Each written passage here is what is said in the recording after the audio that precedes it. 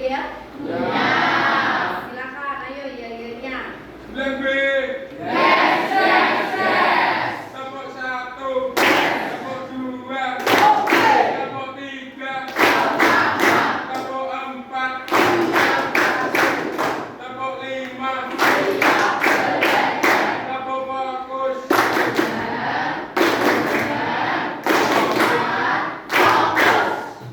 Terima kasih.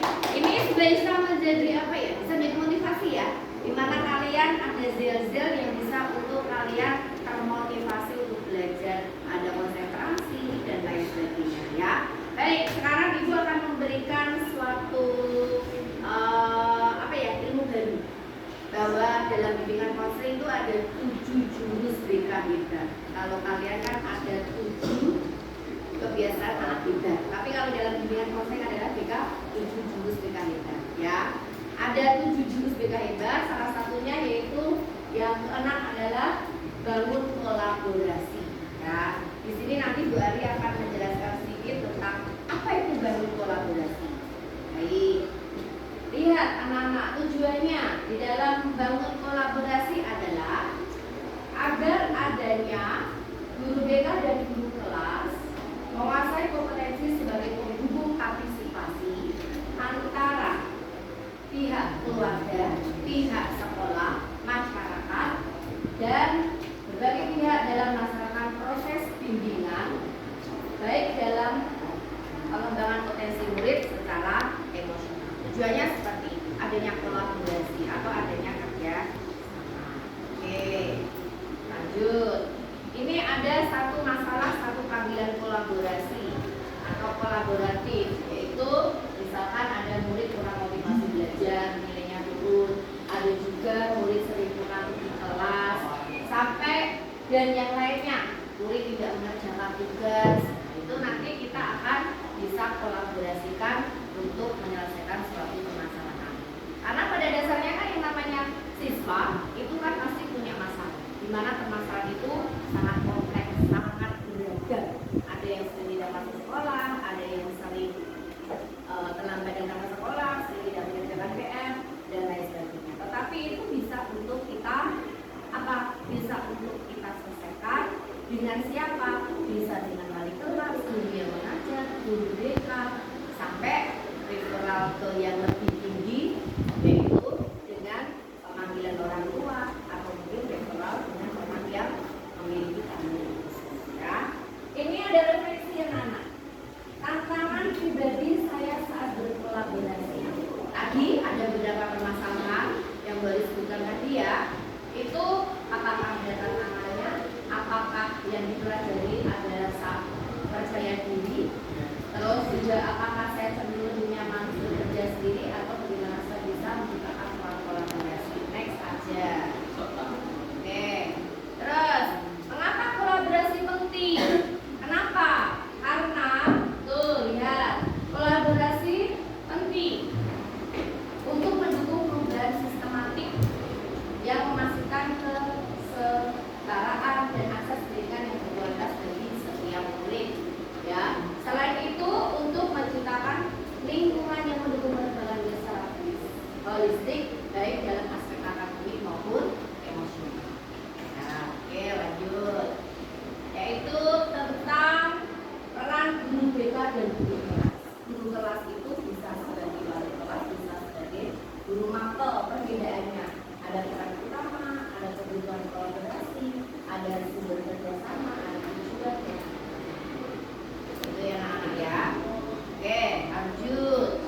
Yaitu tentang manfaat kolaborasi. Manfaat kolaborasi antara guru kelas, terus dengan guru BK, dengan orang tua, ya, dengan masyarakat, dengan keluarga dan berbagai pihak, yaitu satu, membantu murid menyelesaikan masalahnya secara lebih efektif dan holistik. Ya, jelas. Di situ adalah kolaborasi kemudian masa murid dikasih jawab dan ditangani dengan pendekatan yang menyeluruh. Yang kedua, yaitu meningkatkan peran orang tua dan masyarakat dalam pendidikan. Jadi, alian sekolah di sekolah ini adalah yang bertanggung jawab adalah dari pihak sekolah atau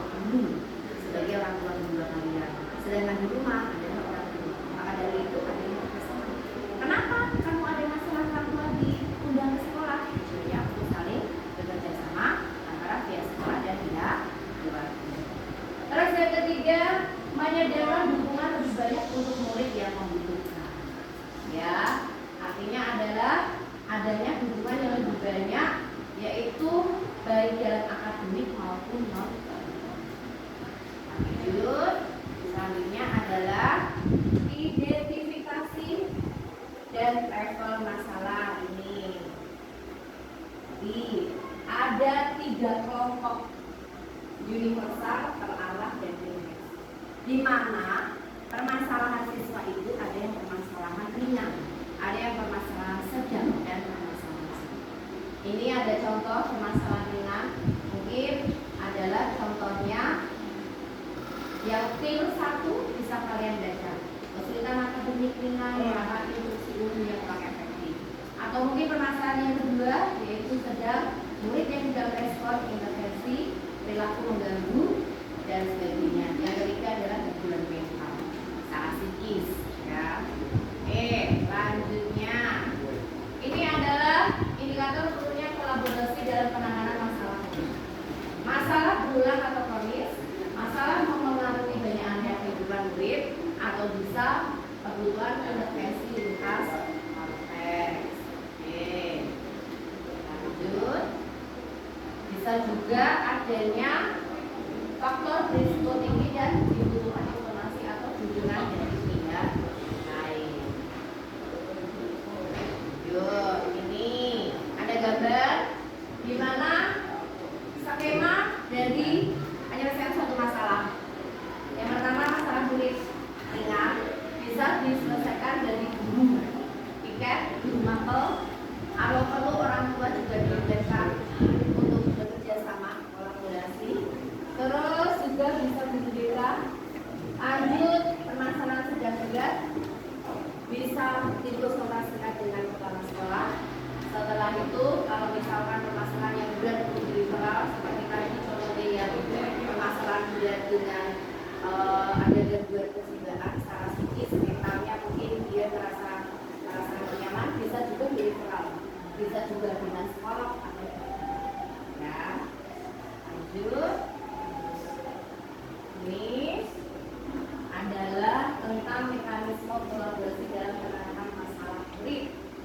Bisa juga pertama mengidentifikasi masalah. Kalian kalau ada masalah kan selalu kan kalian diajak ke ruang kita, nanti kalian ditanya-tanya ada masalah apa, sebenarnya masalahnya bagaimana dan lain sebagainya. Itu identifikasi masalah, ya.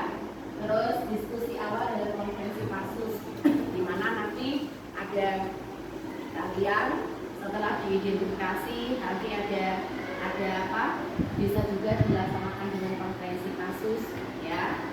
Terus selanjutnya ya ketiga itu ya adanya tujuan dan strategi intervensi terhadap tingkatan. Terus yang keempat implementasi dan monitoring.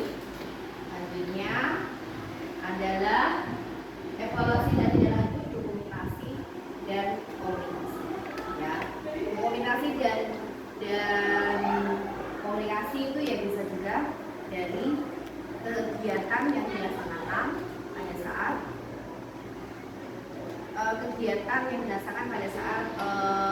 di mana adanya untuk menyelesaikan suatu masalah tersebut, ya. Oke, selanjutnya ini ada tujuan pelibatan orang tua. Yang tadi sudah diberitahukan bahwa antara kolaborasi pihak sekolah, pihak keluarga, lingkungan masyarakat atau pihak yang berbagai yang bisa dilibatkan, terutama orang tua adalah seperti itu. Meningkatkan efektivitas intervensi melalui hubungan konsisten di rumah dan sekolah. Yang kedua, mempererat hubungan komunikasi antara pihak sekolah dan pihak rumah. Terus mengurangi miskomunikasi biar tidak ada suatu masalah di mana orang tua diundang tidak datang, tapi orang tua mendengar dari pihak lain, tapi malah jadi datang. Maka dari itu kalau ada undangan dari sekolah, orang tua datang tidak berkomunikasi, ya. Terus mempercepat deteksi masalah dan pengambilan keputusan bersama. Oke, lanjut. Nah, ini bentuk-bentuk keterlibatan: pertemuan dengan guru, mengikuti kelas orang tua, terus menjadi narasumber kelas inspiratif, terlibat kehidupan orang tua, adanya hadir dalam kegiatan sosial di sekolah seperti misalkan pengambil rapor.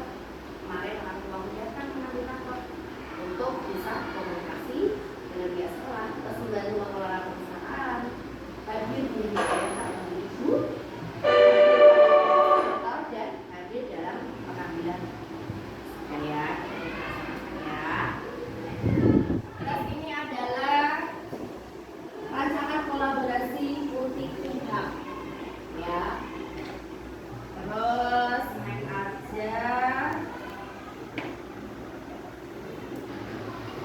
ada juga ini